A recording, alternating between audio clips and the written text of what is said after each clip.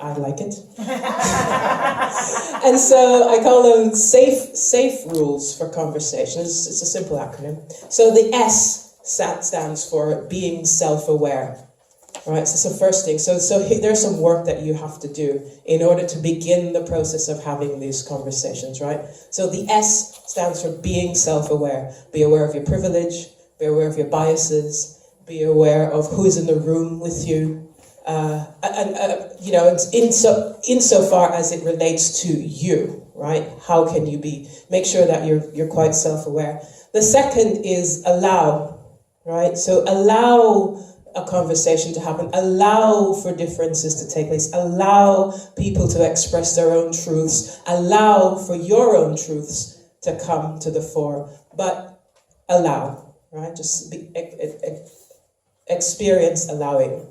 The F stands for defensiveness, and I know defensiveness starts with a D, I do, but there's a strong F.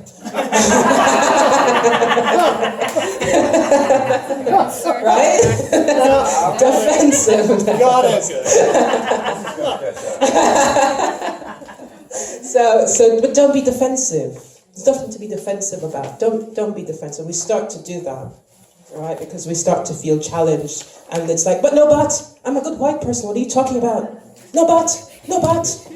Right? There's that urgent no but notion. Yeah. So don't be defensive. And the E stands for coming from a place of, genuine inquiry. And I know Americans spell inquiry with an I, but it's really spelled with an E. Because SADI wasn't a good acronym, SADI. Right, well, there's that too, but I'm not American, and I don't spell things the way that Americans do. So, that would be really the reason. I wouldn't have thought of SADI, though. That's interesting, but good. But coming from a place of genuine inquiry, genuinely want to be curious and ask questions. Right. In terms of, I have another acronym, but I'll close with this notion. So, as we're doing this work of deciding, okay, let's be part of this movement to dismantle oppressive structures, right? There's some things that will happen in terms of when you're in spaces and you've learned something new and you've come here now and you've learned that you want to have a safe dialogue, if you will. But then what do you do with that? Or what happens when you're with friends, or what happens now that you know something special and new that you want to share, and so now you want to tell your black friend that you get it. So one thing I will say is that, there needs to be some space to process this. And I think it has to be said that as everyone is coming to learn new things about the world that you live in that you may not have necessarily thought of before, that you do need some space to process that. So as I said, one of the first things is to, before you, so this is another acronym, before you go to pieces, right? So it's PCES this time. So before you go to pieces after having learned something like this, all right? The first one is to pause before contributing your newfound knowledge with your one black friend, or your 2 black friends, or your 5 black friends, or your 12 black friends, however many black friends you have. Now that you know, so you've now found out something really egregious that happened. So did you know that the police shot this guy yesterday, and here are photos? Like, don't do that. It's re-traumatizing. So this kind of, I'm going to perhaps say something a little rude, this kind of masturbatory self-congratulation that happens when white folks think that they get it is sometimes annoying. Okay? So pause, think about it. Like, I get that you're excited, I get that you get it. I get that you want to do something, and we are so happy. As a people, as a culture, not Black people, just as a people, as a society, we're happy when we want to have change. But just, stop, think about it, okay? The C in this little before you go to pieces acronym is sort of check other white folks. So Joanne alluded to that. If something's happening in a space and you want to, the saying obviously is that you're not expecting me to teach you about myself and the people who look like me, for example. So okay, fine. And so what you want to do is to cultivate a situation where you are having conversations with other people who are not people of color. And if something is happening in a space that sort of challenges your perception of fairness, then speak up is really what that is about. The E in this before you go to pieces acronym is sort of excuse yourself if you're experiencing some strong emotion, right? Because invariably what happens in spaces is that, suddenly it's like, oh my God, I didn't realize whatever you didn't realize, and then suddenly it's an emotional thing because suddenly the sense is, suddenly I'm a bad person now, and there's all this white guilt, and we know about this, right? So you experience it, I'm sure. It's okay, really. Guilt doesn't really help. But then it becomes all about making you feel better. I kind of don't care. In that moment, not really, right? If I'm sharing something that's been traumatic to me, and suddenly you're feeling sad, well, that's on you. Go be sad outside.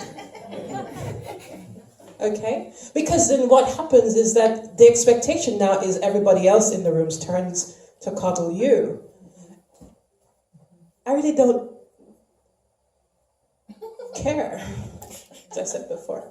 Okay? So go, if there is some kind of trauma or strong emotion that's being experienced, excuse yourself, go deal with it, come back. Because invariably what you're doing is you're taking away from an experience, especially if it's a multicultural space. Okay? And again, feel free to talk to me about this afterwards. Okay. And the last one is, and the S of the before you go to pieces, and I'll stop there, is have a support system. Be in spaces where you can talk about other people who think like you in terms of what you want to do from a pro-inclusivity or pro-equity perspective. Okay, I'm done.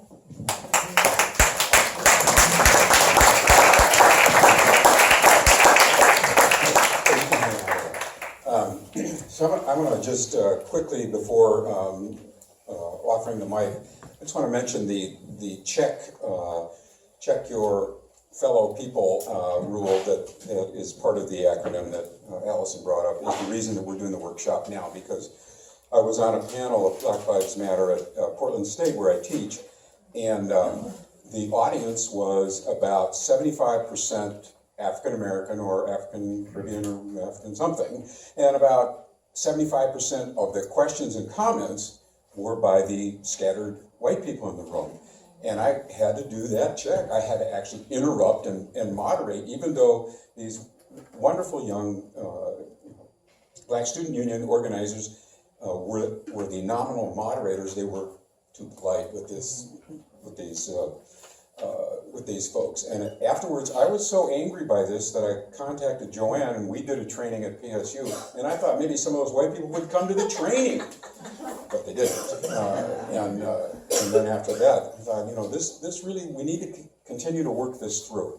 And so we are obviously not presenting a package to you that is inviolable or anything. These are all starting points for discussion. So.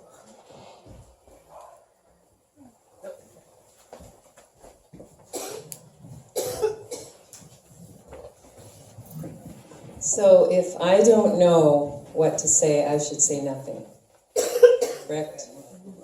No, I think if you don't know what to say, you should maybe ask some clarifying questions.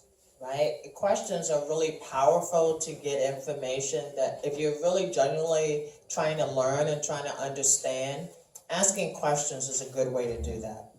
That's that E bit. Safe, inquiry. Yes. He's got one back there, he'll come this way. So I'm the privileged white guy, and I see the black folks over in the corner of the room. Where do I start asking about what their situation is? What situation? I was just gonna recommend that,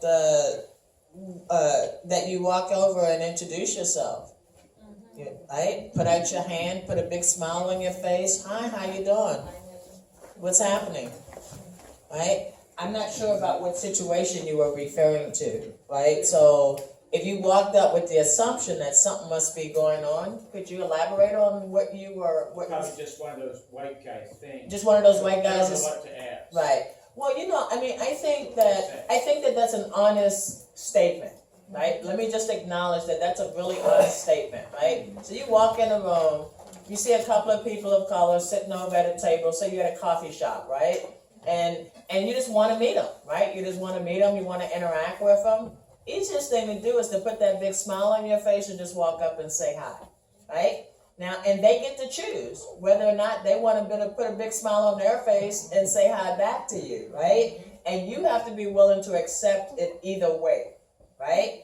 Because you don't know what may have happened that day, right? They may be up to here with white people for that day, right? Because of some experiences they had earlier that day, right? And so just be open. I say if you approach with an open heart, people most of the time are willing to have a conversation and engage. I'll just really quickly say, I'm sorry, that not every person of color everybody has privilege, I think is what I'm trying to say really poorly. So the assumption that maybe a group of black people in a room may not have some kind of privilege, or to even assume what their situation is. I think it starts with stripping away the assumptions and just saying hello. Okay, so I want, if this hurts anyone, please tell me. I live in a community that has almost no black or colored people. So being here has been one of my first experiences, and I've been using a practice that either could be helpful or it could be very, very, very wrong. And I wanted to check with you and see what your thoughts were. I want to not be biased, but I know that it's very likely that I am.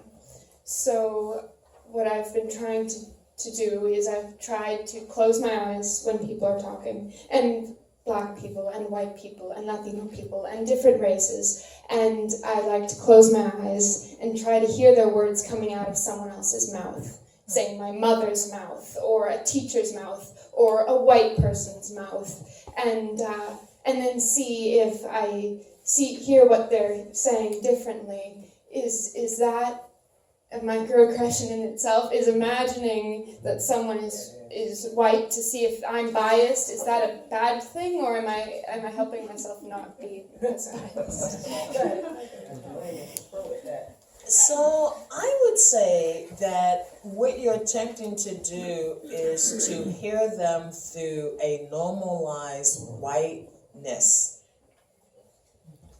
And so that could be problematic, right? Because if your filter is whiteness, then I'm not sure that you hear what's really going on with the individual who's talking to you, right?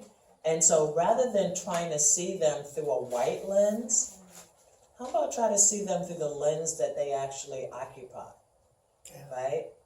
And what would that be like, right? To say, I've had very little experience with black people in general, and so I may sound naive, but help me understand, right? And you're at the perfect age to be having those conversations, right? Because people are open. I mean, in your age group, right? You could actually have that conversation in your age group and it'd be very comfortable and very affirming, right? I think that you would get pushback if you told people that you were listening to them speak and their lived experiences through the filter of whiteness, because I'm not sure that their full self would come through to you. But it's a great question. Yeah, it's a fabulous question. Yeah, I just wanted to comment on the gentleman who talked about if he saw a group of people who, I'll stand up so you can see I'm fully colored and Negro. I like to say Negro because it shocks people. So on my birth certificate it said Negro. And I grew up when colored meant water fountains and back door. So don't use that word. I've had that conversation with Joey because I lived that experience, so I will not be forced to use it in the public at all. But I think sometimes when black people, Negro, colored, well, we've been many things in America since we've been here for 500 years, longer than most people in this room. But because, they came after the 1880s and we were already here after that, before that time. And I think that there's an innate fear in Caucasians when they see Negroes in a corner. It's an innate fear that they think they need to go do something and to interject themselves. And sometimes we're feeling that we got a new word coming out of this conference, and it's called melanin tune-up. The young people got that, right? All right, it's called melanin tune-up. I gave it to you. Melanin tune-up. And you'll see that hashtag, and sometimes we need a melanin tune-up. And when you come and interject yourself in that tune-up, you interrupt our tune-up. So a lot of times when you see different people of different ethnicities hovering somewhere, they need that tune-up. Because it's been an insidious day of eroding away their right to be.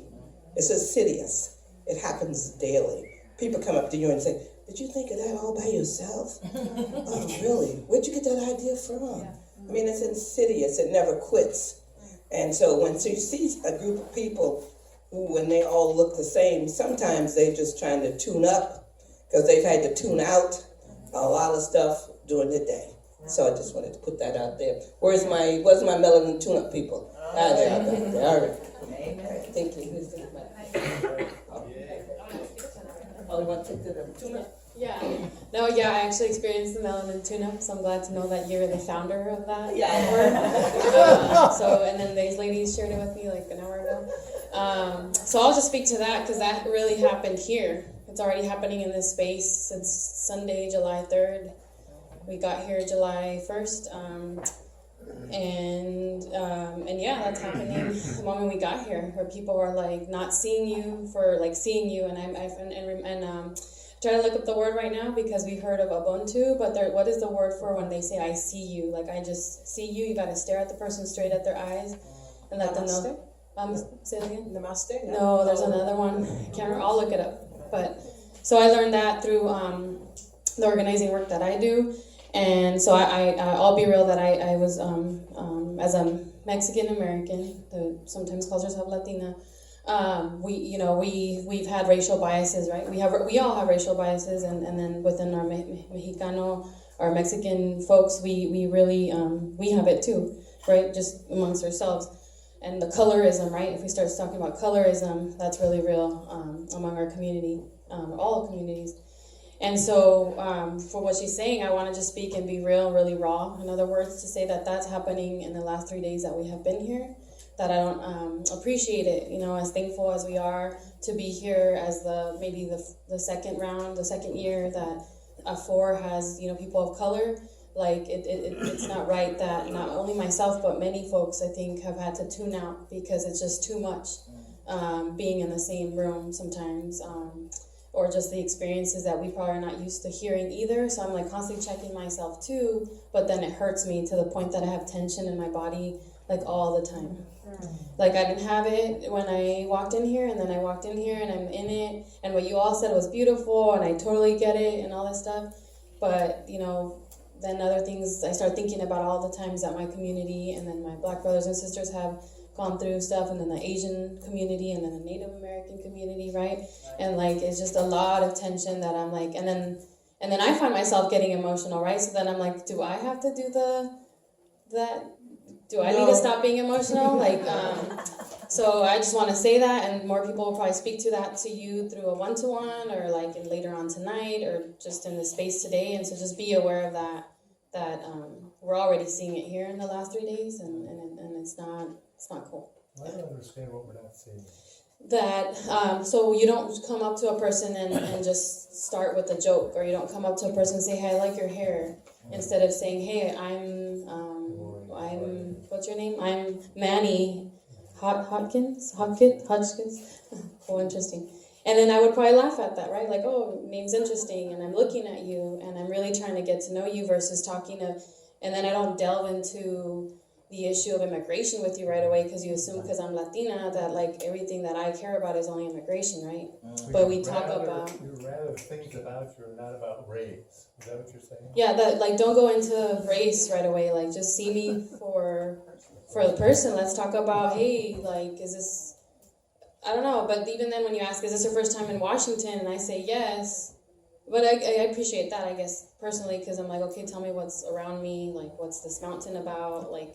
But then, like, just be how you would be with other folks, right? I would say, and so, yeah, and we can clarify that a lot more, because I want to get off the mic now, but yeah. No, and I want to thank you. Just thank you for the bravery to stand up and say that in this environment, because people are here because they're trying to learn, right? Some of us have been doing this work for a lot of years, but it doesn't mean we can't learn new things every day, right?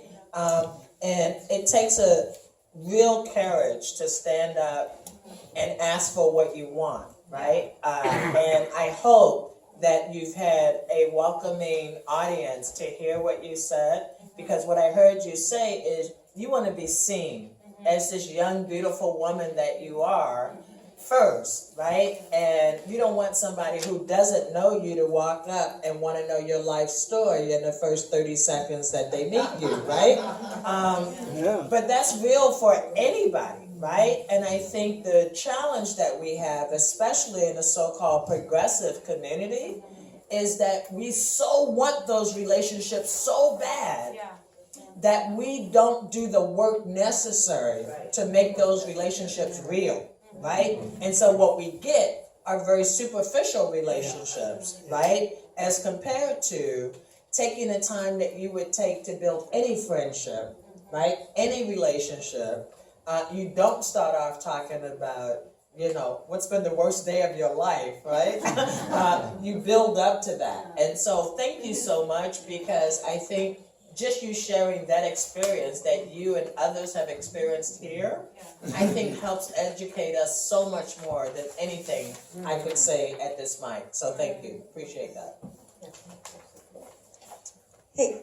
Hey. I would like to ratify and affirm that experience. I am happy to be here on scholarship as a young activist. I want to be in community with you. I want to be in conversation with y'all. And I would like for that to be neither in spite of nor because of my color. Yeah. Right? That's what I'm trying to say there. I also wanted to bring up this idea of colorblindness. You are not colorblind. You're not. Please don't tell me you're colorblind.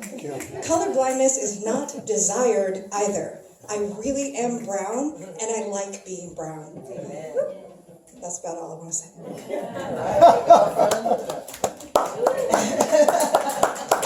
I so agree with you about colorblindness. I think people say that they're colorblind and they want you to take that as a compliment.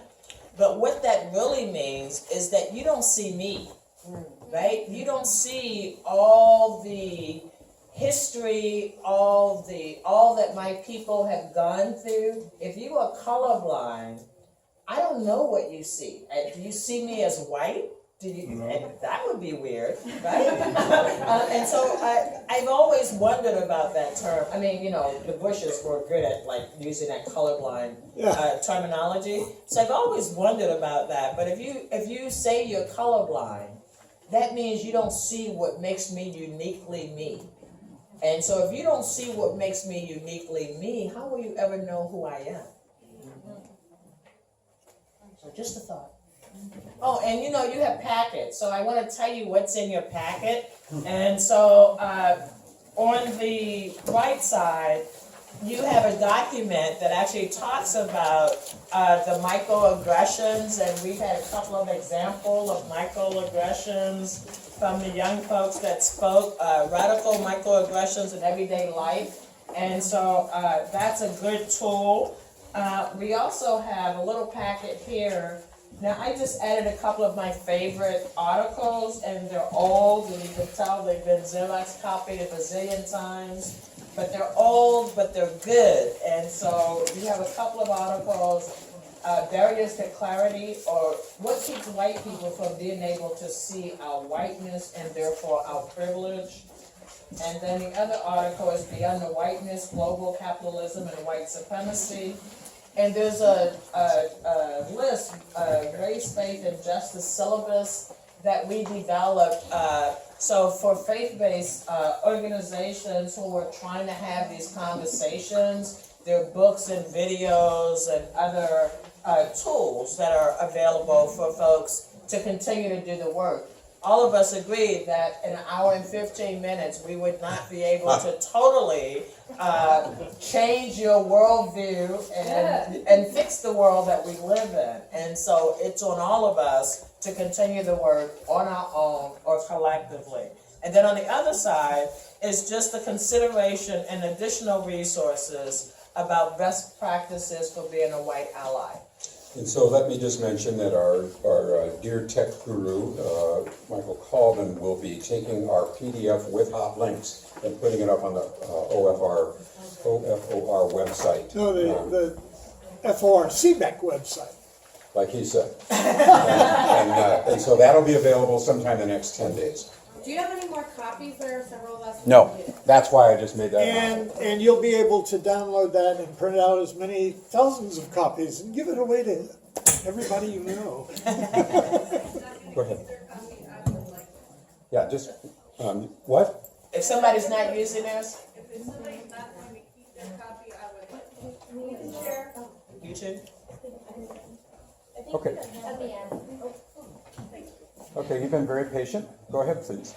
I just had a question about how you guys were saying, like, go to spaces where colored people are, and I've heard people say this before in slightly different contexts, but like, would it be disrespectful to go to a Black student union or multicultural student union to, I don't know, just try to meet more people because it is a space intended for people of color?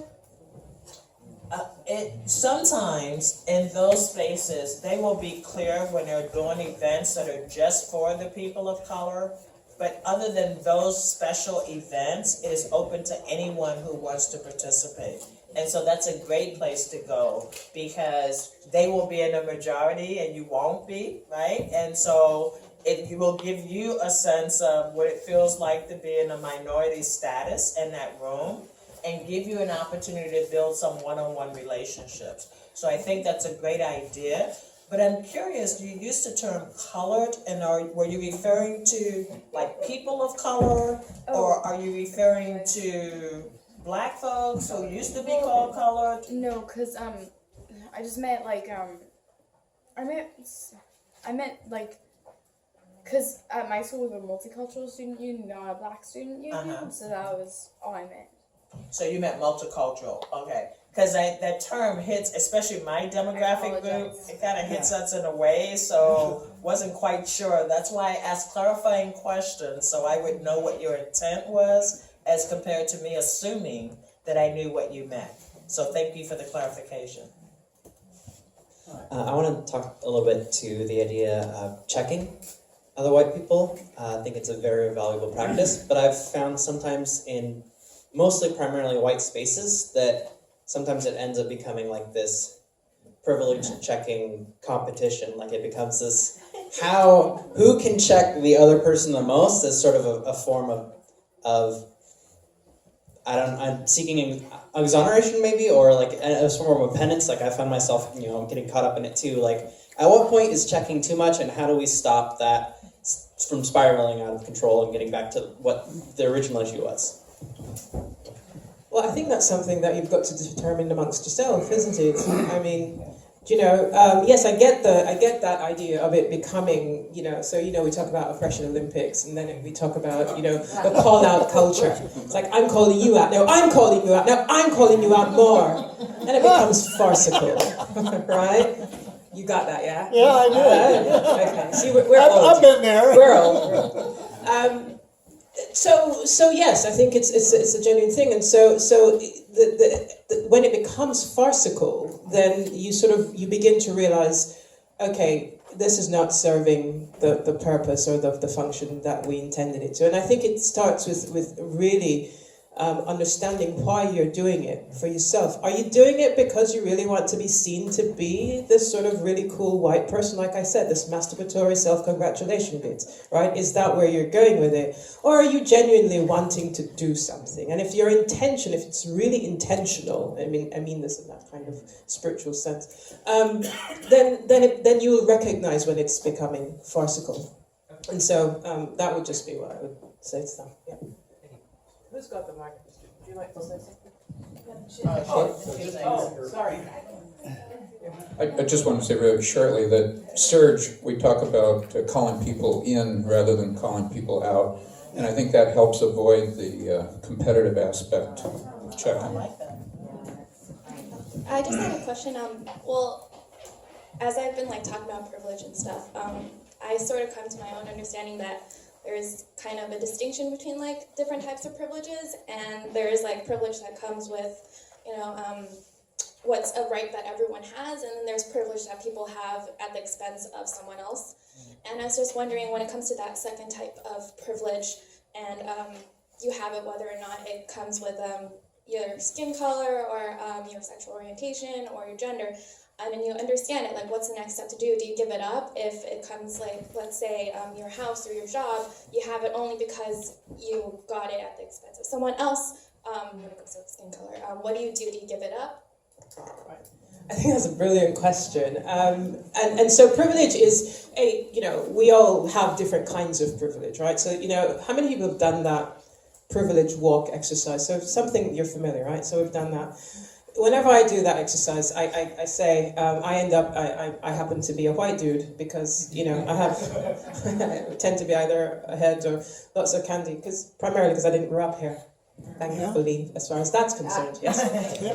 But to your question, so the question, there are two questions that come up from that. A, what happens what are you afraid of if you were to give up some of your privilege, right? And that's something, again, that one needs to challenge oneself about. So that's where that self-awareness bit comes up as well.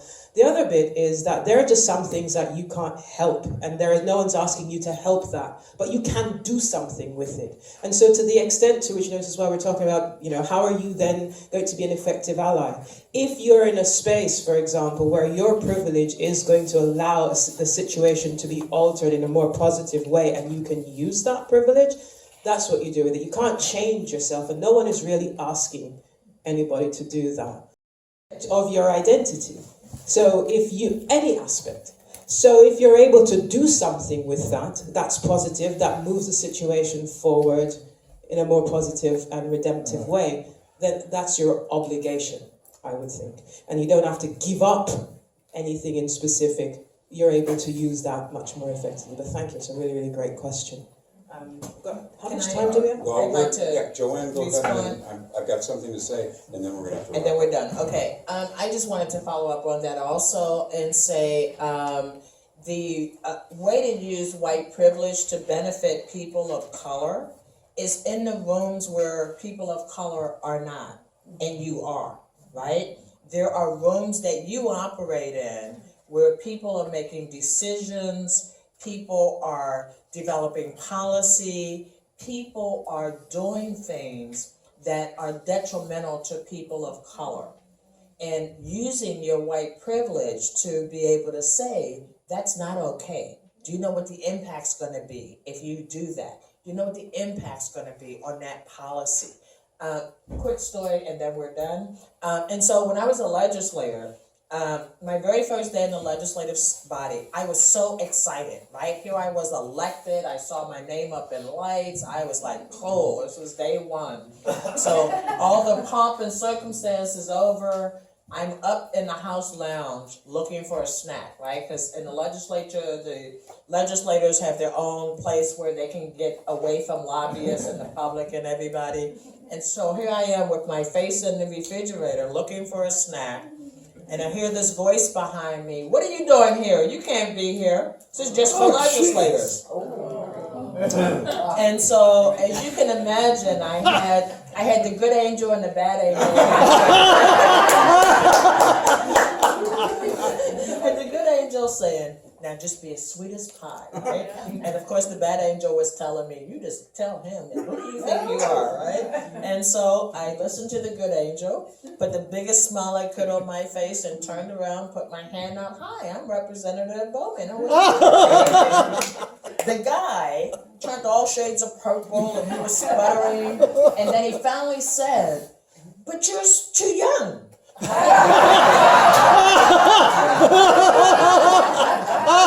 So by a show of hands, how many of you thought my age was what made them stop me? But there's a moral to this story, because had I listened to the evil angel and cussed him out, because I was duly elected and by God I had every right to be in that refrigerator and that lounge at that time, I would have made an enemy on my first day in the legislative body, right? But here's the interesting part of the story. This particular gentleman, because I never ever said his name, this particular gentleman became an advocate for criminal justice reform because I was kind to him when I didn't have to be. And so he would be in places that I was not, and he would say, well, if Representative Bowman was here, she would say, blah, blah, blah, blah, blah, right?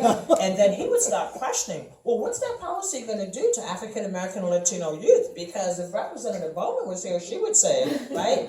And so the moral to that story is, you don't know where your champions will come from, right?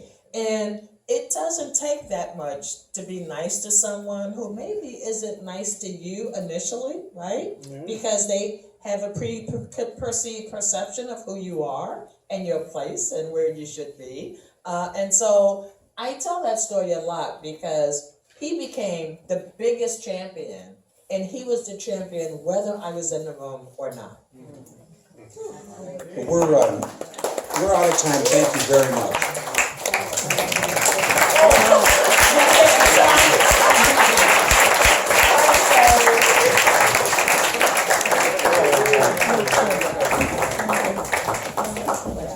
You're welcome.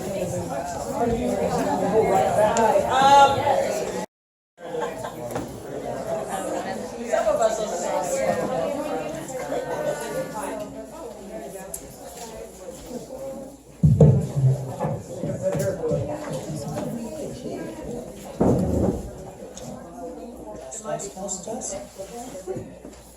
Yes, we have a wireless. The audience. We're talking to the audience. Probably not necessary. You hear that shot?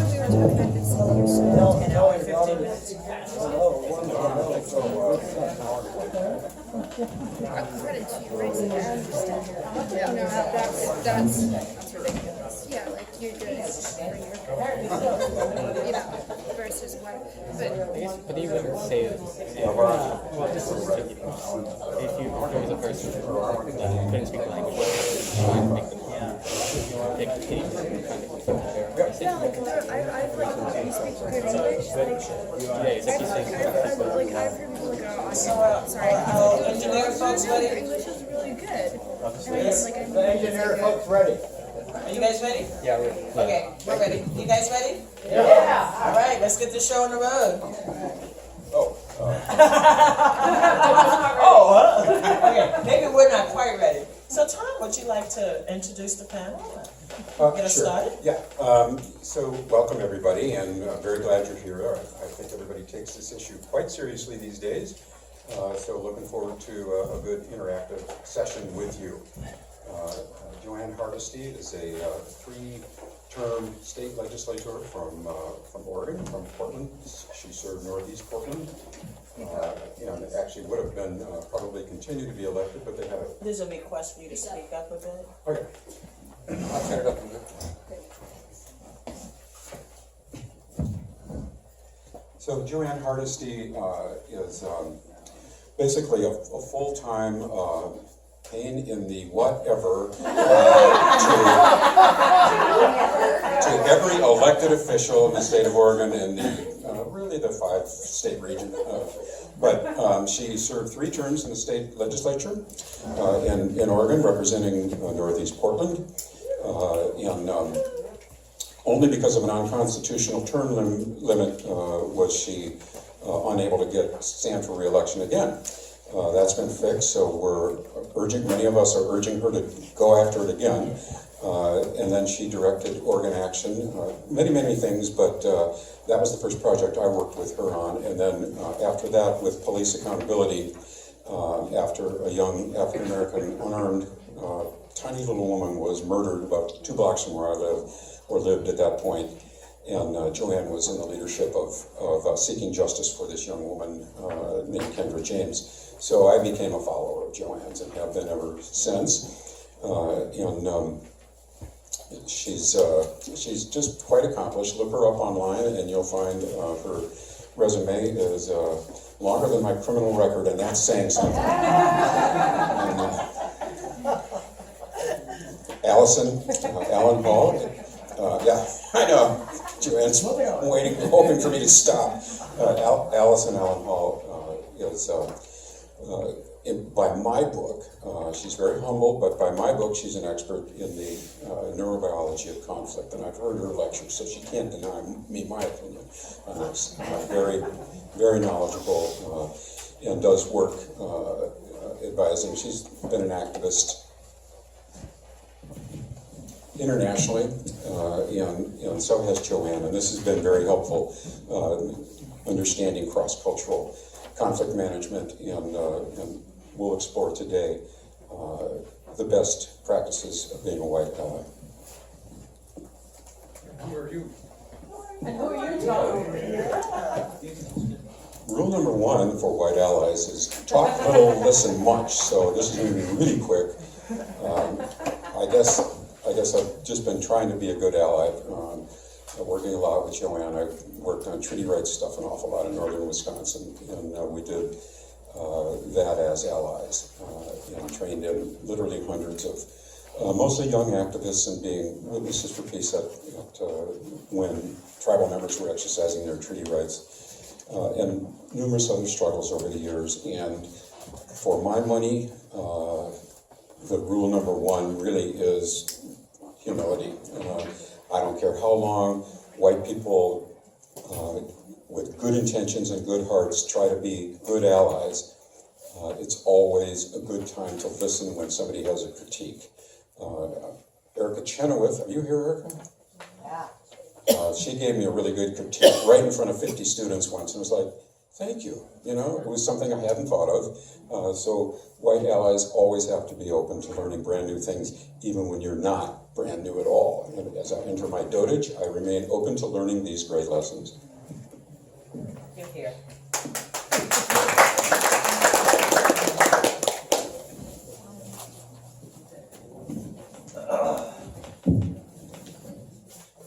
So we wrestled and Allison won, so I get to go next. I am Joanne Hardesty, it's true. And you may notice that I'm not white. And so the fact that I'm actually leading a training on white ally should be acknowledged, right? Because that's not normal. Normally I would not be in a space where we're talking about training white allies. But I'm pleased to be here because I think I've got a couple of things to say to you about what being a good white ally should be like. And so I'll start by telling you a story. I was at lunch a couple of weeks ago with a friend of mine, a colleague, a Latino woman, and her and I are having lunch at this downtown restaurant And this judge that I know, who happens to be African American, came over and introduced us to this gentleman that she was having lunch with. And so we did our polite introductions and nice to meet you, nice to meet you. And so me and my lunch companion were going back to work, except the gentleman that had been introduced decided that he wasn't ready to leave yet. The judge had gone back and she had to go back to work. And so he's like, he comes and starts a conversation. And he starts the conversation by saying, well, you know, I marched with Dr. King. And do you know when Obama comes to town, who he stays with? He stays with me. And he had a couple of other things that he felt needed to share in that moment, right? And I'm looking at my lunch colleague, and she's looking at me, and we're both trying to figure out, and this matters because, but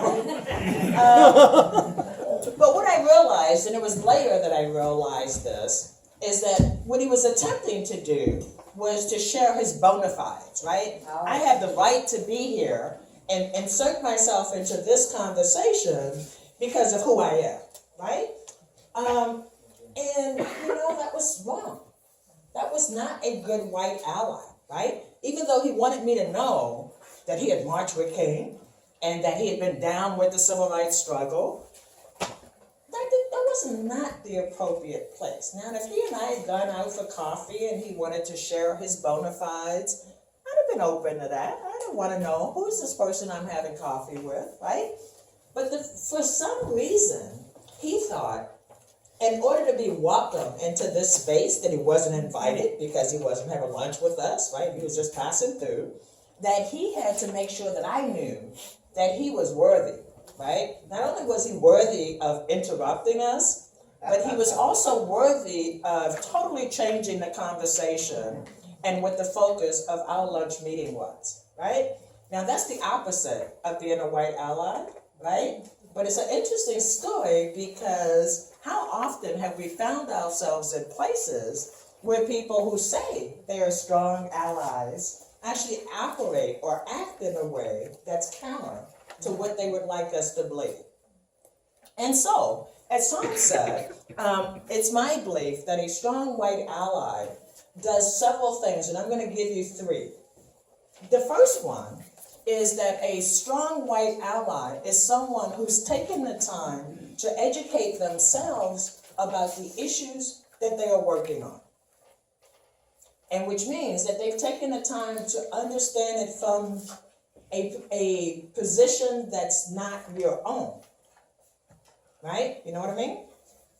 You need an example? Yeah. Okay, I'll give you an example. So, example. You may have heard of this movement that's happening now called Black Lives Matters. Heard of that? Once or twice, right? Okay, all right. So, if you're a strong white ally and you come to a Black Lives Matters rally, and then you come up to the organizer and say, I walked with Dr. King. And President Obama stays with me when he comes to town. So therefore, you should give me the mic because I have something to say that's important. Right? That's an example of actually not being fully educated and aware of where you are and why you are and what role a white ally could play if they wanted to. So that's number one. And so, number one, and when I say educate yourself, I mean with your own people, right? And so, it's always good to start with the people closest to you. So, the people that live in your house, right, would be a good place to start, right? And then if you went a little bit broader than that, maybe it's the people that you share faith with, right? So that you interact with on Sunday mornings or in your faith community, whenever your faith community meets. Or maybe it's people, and so the goal is to start first having those conversations, especially the conversations that are hard with the people closest to you, right? Because many times we get surprised by the people who live in our own house when you find out what their thought process is around issues that you would think that you were in agreement on, right? Until you started having the conversation. So it's important to build that relationship, to start having those conversations with people that are closest to you, and then broaden out. And so that's number 2. Number 3 is go where people of color are and get involved in their activities. So how many times have you been in a room and you've heard people say, we've tried to get people of color, but they just won't come? Like, show of hands, how many people have heard that? Okay, so you've all heard that at one time or another, right? Well, I'm gonna burst the bubble in the white supremacist culture that we live in and say, why would they come to you? Who are you? How do they know who you are, right? What have you done? Based on what should they come to your organization? You should be thinking, now how do I go and be of assistance and of service to people that I want to partner with and coordinate with and collaborate with, right? How do I make that happen? Well, you don't make it from where you meet, right? Because maybe your meeting time and date and location works well for you. But if you haven't actually asked the people you're trying to engage if it works well for them, to just say, well, we did a flyer and we invited them, but nobody came. People don't come because you give them a flyer, right? People come because they see in your eyes you're somebody that's compassionate, you're somebody that cares about their issues, and you're there for the long haul. You're not just going to be there because all of a sudden the media is focused on Black Lives Matters, right? You're there because you believe Black Lives Matters, and so you're going to be there when the media goes home. That's when you're going to build those deep relationships. That's when people will trust that you're there for the long haul. And that's when you will know that the relationship isn't based on a transaction, right? It's not just based on, okay, I came to your event, so now you come to my event, right? It's based on building that deep relationship and opportunity to deepen that relationship. So it's really key that you put yourself out. I can't tell you how many times I get the call, right? People have organized a meeting, and then all of a sudden they look around the room and they realize there's not like one person of color in the room. And they're like, they don't know how that happened, right? And then they'll call me and say, well, we're having a meeting tomorrow. Can you come? And, my first question is, and are you inviting everybody today? Did you just start planning the meeting today? And, and then, you can tell when people haven't been thoughtful because then they start sputtering. Well, it was an oversight. Yes, it was an oversight because when you were thinking, you were just thinking about the people closest to you. You weren't thinking about building relationships. You weren't thinking about how do I make sure that I create a space that's comfortable for people who don't look like me, right? You're just like, I'm going to have my meeting and I'm going to invite them and they should come. How much more time I got? Who's the timekeeper here? He always tells me that. No, we have a promise. I got 15, you got 15, and then we all talk. Okay, that's the way that works. I've had a real good opportunity to work with good white allies. And there's an organization called SURGE. How many of you have heard of SURGE? Standing Up for Racial Justice. Organization started right after Trayvon Martin was killed.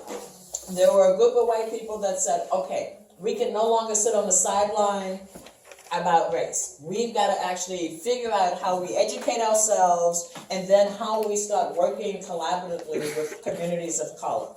And what SURGE has done, which I just find remarkable, is that they continue to develop training curriculums and actions. But what I love about them is they say, if you've only got an hour today to address racial justice, now people of color, I can tell you, they take more than 1 hour per day, right? But if you're new to the conversation, the fact that if you have 1 hour today, they give you a list of things that you can do. If you've only got 1 hour to deal with racial justice today, here are some things you can do.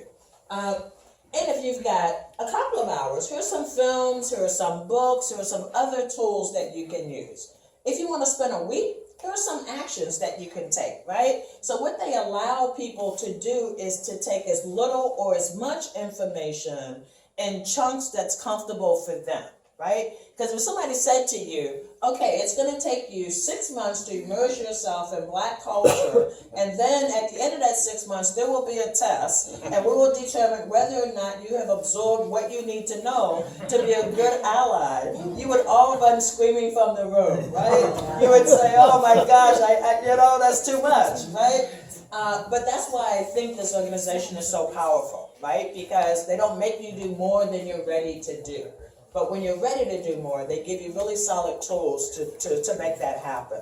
And I think we need more organizations like that. We need more organizations that understand that racism is not a problem that people of color have.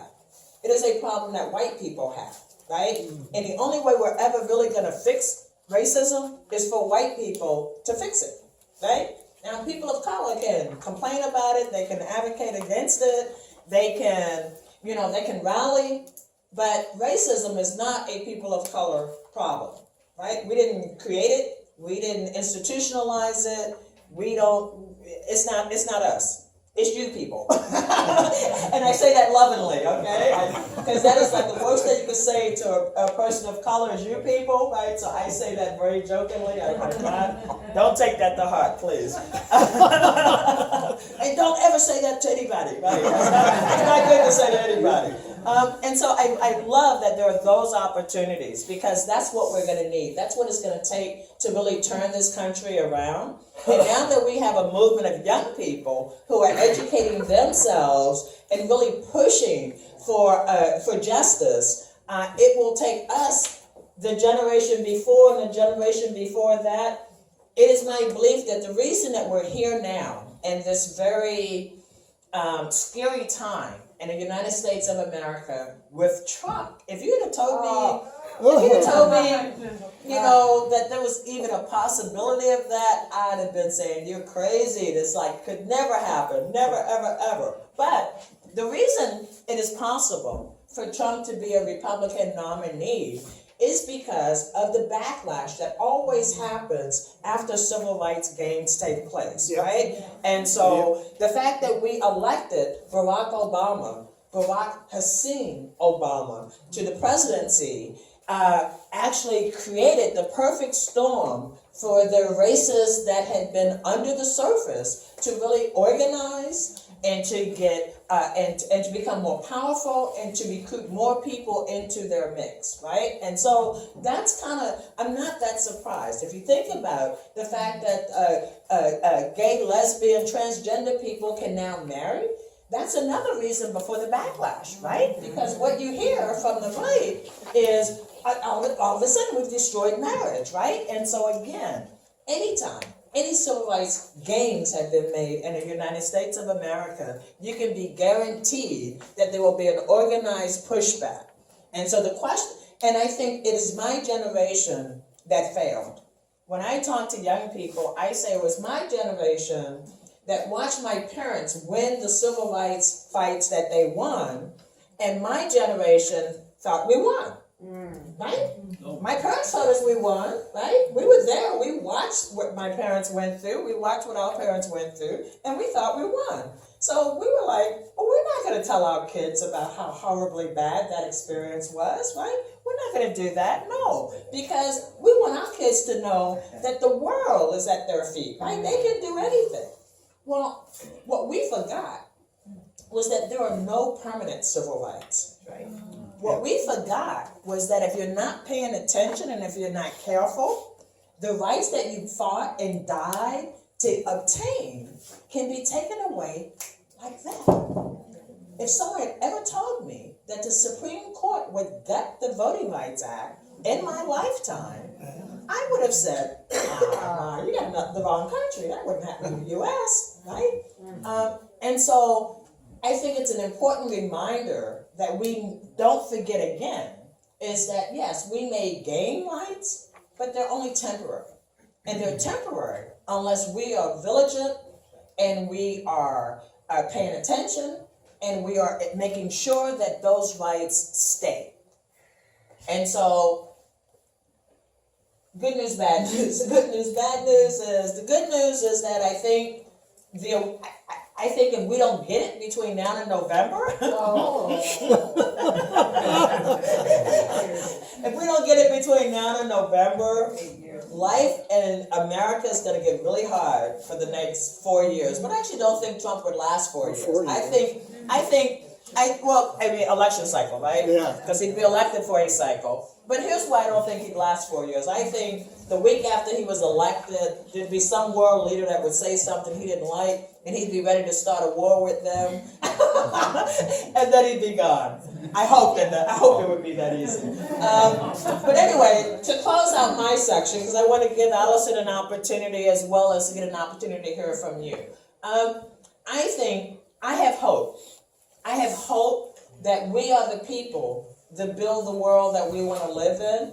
I have hope that we are the people that will ensure that we will monitor the civil rights gains that we have obtained, and we will remember how fragile those rights are, and that we will protect them like they are precious metals, because they are very precious.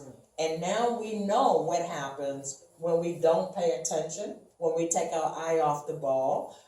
We know that we could end up in a world that's not the world that we want to build, but a world that people who think differently than us would rather we live in. And so I look forward to the conversation. Thank you very much for listening. Yeah.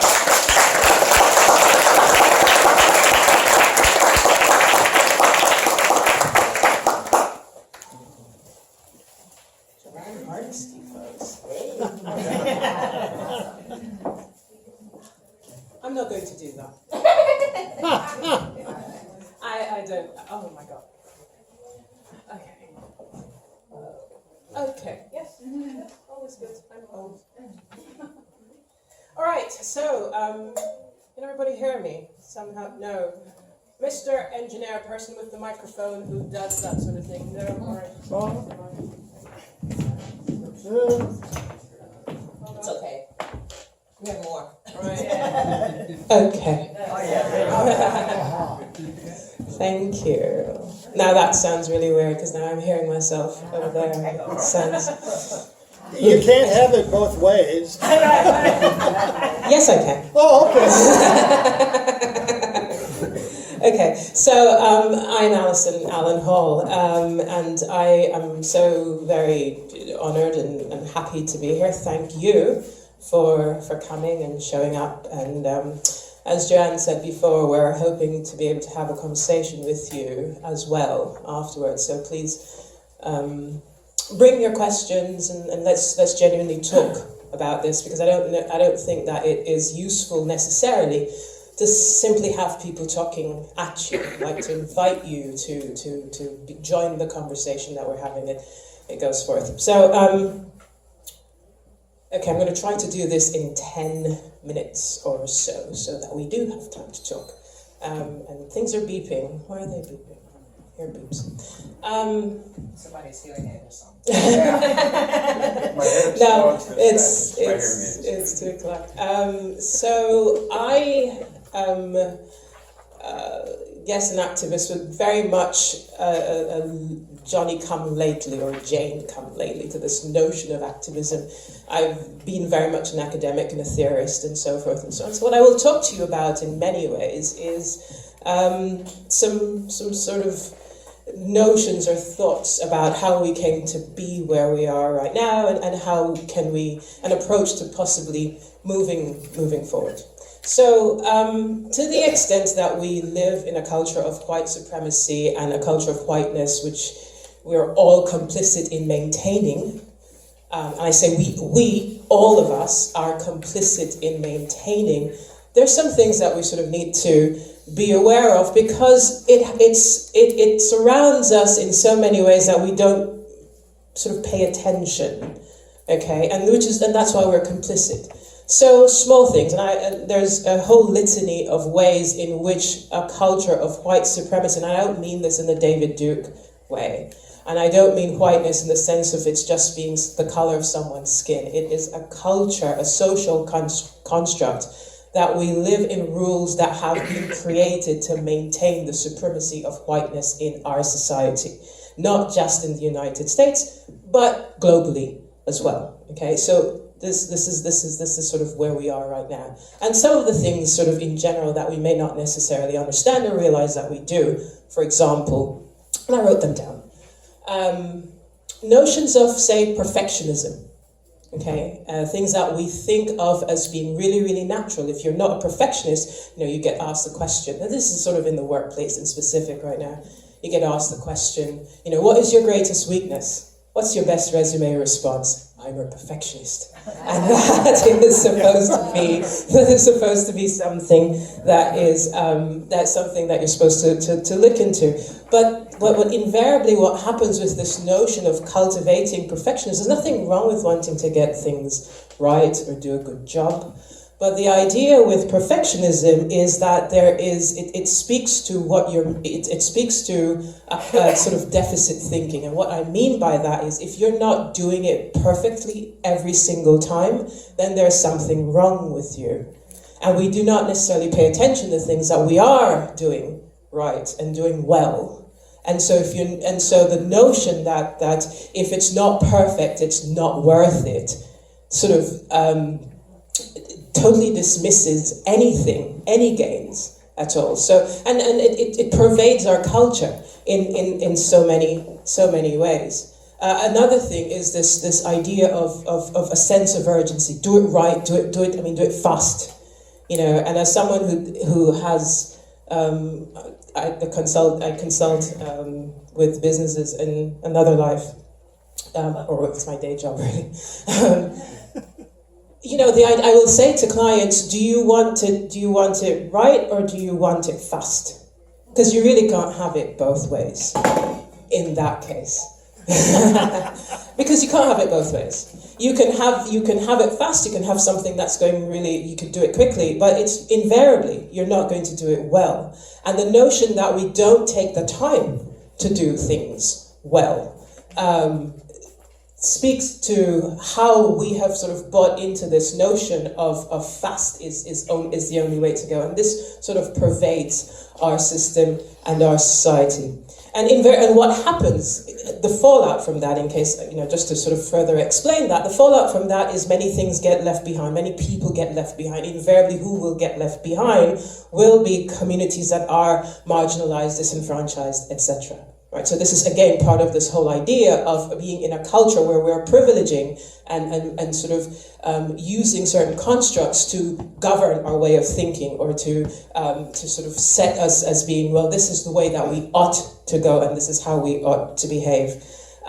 Notions of either or thinking, us, this binary that we live into, us versus them, all the various binary constructs that we employ that make sure that we don't have any nuance, that we don't think things through, that it's one thing or the other, and if it's not that, then okay, let's dismiss it. So again, these are ways that we sort of maintain a power structure, because only those folks who are able to do it perfectly, who do it, the right way, etc. And right is determined by a specific group, right? That's what gets to be maintained. And lastly, in terms of this sort of construct, this notion that anyone who's an interrupter, someone who makes people uncomfortable, then they're scapegoated. Someone says, race didn't come into the room until you brought it up, for example. Well, yeah, I'm kind of black. Yeah, but so yes, if it's a room full of white folks, you may not necessarily want to think about it, because we live in a society that decides that if you bring something up, if you're disrupting, then that is the thing that we are going to sort of want to move out. We want to move, we want to make everybody sort of feel really, really, really comfortable. And discomfort sometimes can be good. And the idea is also that if you want to be inclusive, let's talk about this idea of inclusiveness. Well, inclusive only happens if they, meaning me, behave like us, meaning you. Right? And so that is the whole idea. It's like, yes, come, do be inclusive. So Joanne talked about, yes, come to our table. As long as you play by our rules, and acknowledge our table as it being our table. Okay, because but we want to include you as long as you behave like us. I had a conversation, I hosted a dialogue with an intercultural dialogue last year sometime, and one of the most poignant things was said by a gentleman. He is originally from Mexico, and he's lived in the United States for several years. And so he said, one of the most confounding things to me is that I come here to the United States, and they tell me that it's, I should be, I'm now American, and so now I should be, well, I should do that. No, I should learn English, but that's beside the point. But I'm here. They tell me that I can be myself. I have the right to be myself, but I must also conform. I says, I don't know what to do with that. And what's interesting about that observation is this wasn't a gentleman who was he wasn't coming at it from some highfalutin, advanced degree perspective. This was his lived experience. And to the extent that it was so, as I said, poignant, because this is what we say to people. We talk about the idea of you have the right to do this and so forth and so on. But you kind of don't.